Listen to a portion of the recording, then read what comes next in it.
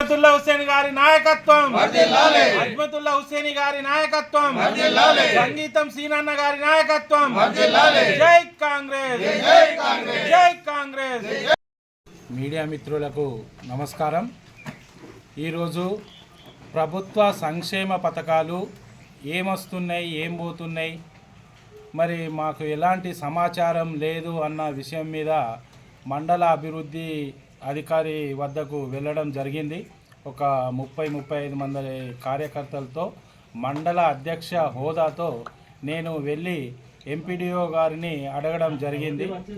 మరి రెండవ విడత ఇందిరమ్మ ఇండ్లు కానీ, తర్వాత ఈ పెన్షన్స్ కానీ, బీసీ మహిళలకు కుట్టు మిషన్లు వస్తున్నాయి అవి కానీ, మరి ఇట్లాంటి బ్రహ్మాండమైనటువంటి పథకాలు మా ప్రభుత్వం అమలు చేస్తుంటే మరి నేను మండల అధ్యక్షునిగా ఎన్నికై 1 నెల 21 రోజు కావస్తుంది. గతంలో ఒక 2-3 సార్లు ఎంపీడీఓ గారికి కలిసి ఫోన్లు చేయడం జరిగింది. సార్ ఏ పథకాలు వచ్చినా నాకు ఇన్ఫర్మేషన్ ఇవ్వండి, నేను మా కార్యకర్తలతోటి చర్చించి సరైన లబ్ధిదారులు ఎవరు, లబ్ధిదారులు కానటువంటి ఎవరు అని చెప్పేసి మేము చర్చ చేసుకొని సరైనటువంటి లిస్టును మీ వద్దకు తీసుకొని వస్తాం. మీరు కూడా ఎంక్వైరీ చేసి వాటిని అమలు చేసే ప్రయత్నం చేయండి అని చెప్పేసి ఒక 3 సార్లు ఎంపీడీఓ గారికి చెప్పడం జరిగింది. అతను పెను చేవన పెట్టి మరి మా పార్టీని కానీ, నన్ను కానీ, మా కార్యకర్తలను కానీ ఎలాంటి ప్రిఫరెన్స్ ఇవ్వకుండా తను చేసే పని తను చేసుకుంటూ పోవడంలో ఈరోజు రాజీవ్ గాంధీ గారి జన్మదినం సందర్భంగా మేము కార్యక్రమం చేసి మరి ఒకసారి ఎంపీడీఓ గారిని అడుగుదాము అని చెప్పేసి ఎంపీడీఓ కార్యాలయానికి వెళ్ళి అసలు ఏం జరుగుతుంది వ్యవస్థ, ఇందిరమ్మ ఇళ్లలో లబ్ధిదారులు కానటువంటి వాళ్లకు పేర్లు రావడము, మరి కొంతమంది ఇందిరమ్మ కమిటీ సభ్యులు అవకతవకలు చేయడం ఇట్లాంటివి జరుగుతున్నాయి. మరి ఇట్లాంటి జాబితాను మీరు వెంటనే ఆపేయండి, మేము 15 రోజులలో ఎంక్వైరీ చేసేసి సరైన జాబితా తయారు చేసి మీకు ఇస్తామని చెప్పడం జరిగింది. అతను కొంచెం నిర్లక్ష్యంగా సమాధానం చెప్పినట్టు మాకు అనిపించింది. అదే కాకుండా ఇప్పుడు బీసీ మహిళలకు కుట్టు మిషన్లు అనేటి ప్రభుత్వము ఆ పథకాన్ని చేపడుతుంది. మరి ఆ కుట్టు మిషన్లు ఏ విధంగా మీరు సెలక్షన్ చేస్తారు, మరి దాని గైడ్లైన్స్ ఏంటి, మరి ఆ వివరాలు మాకు ఇస్తే సరైన లబ్ధిదారులను గ్రామాన మా కార్యకర్తలకు చెప్పి మరి అందులో లబ్ధిదారులు ఉన్నారా, ఎవరైనా ఇట్టి పథకాలను వట్టిగానే దక్కించుకుంటున్నారా అని చెప్పేసి మాకు తెలుసుకోవడానికి వీలు ఉంటుంది అని చెప్పేసి ఎంపీడీఓ గారిని అడిగితే అతను నా పై అధికారులు మొత్తం ఆన్లైన్లోనే పనిచేస్తారు, మరి పార్టీకి నాకు ఎలాంటి సంబంధం లేదు అనే జవాబు నిర్లక్ష్యంగా చెప్పినట్టు మాకు అనిపించింది.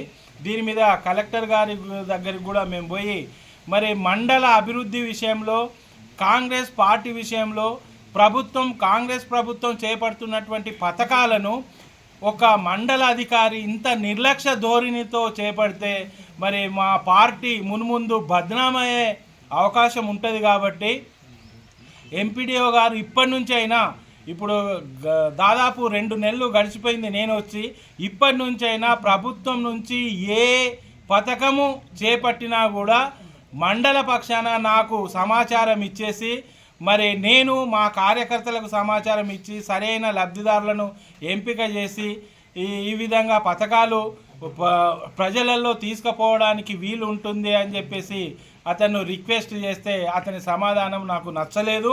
నిర్లక్ష్య ధోరణితో మాట్లాడడం జరిగింది.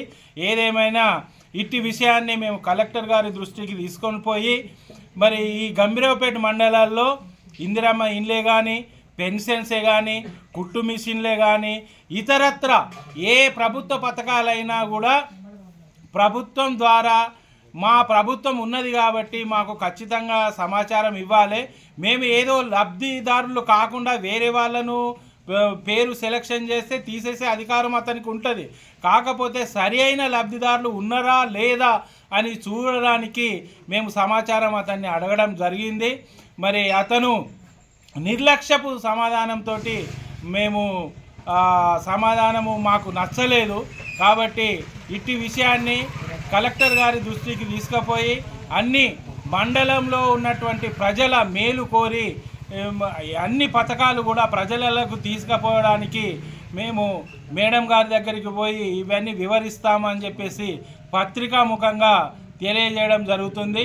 మరి ఒక ఎంపీడీఓ గారు కాదు మండలంలో ఉన్నటువంటి అధికారులు ఎవరైనా సరే, ప్రభుత్వ అధికారులు ఎవరైనా సరే ఏ పథకాన్ని అయినా ప్రారంభించేటప్పుడు మాకు సమాచారం ఖచ్చితంగా ఇవ్వాలనేటువంటిది ఒకటి మా మినిస్టర్ కానీ, మా డీసీసీ అధ్యక్షులు కానీ వాళ్ళ దగ్గర సమాచారం ఉంది.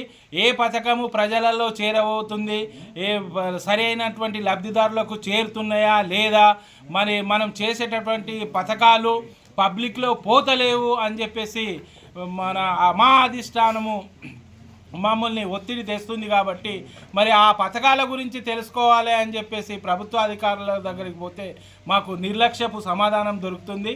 దీని మీద ఇప్పటికైనా దృష్టి పెట్టి ఎలాంటి పథకాలైనా నాకు సమాచారం ఇస్తే నేను కార్యకర్తలను పట్టుకొని గ్రామాలలో తిరుగుతూ మరి ఇట్టి పథకాలు సరైనటువంటి లబ్ధిదారులకు చేరినాయా లేదా అని చెప్పేసి పరిశీలించి నేను ఇచ్చేస్తా అని చెప్పేసి మనవి చేస్తూ మరి ఇప్పటి నుంచైనా ఎంపీడీఓ గారి తీరు మార్చుకొని ప్రజలకు సౌకర్యవంతంగా ఉండాలి అని చెప్పేసి కాంగ్రెస్ పక్షాన డిమాండ్ చేస్తూ నేను కోరుకుంటున్నా.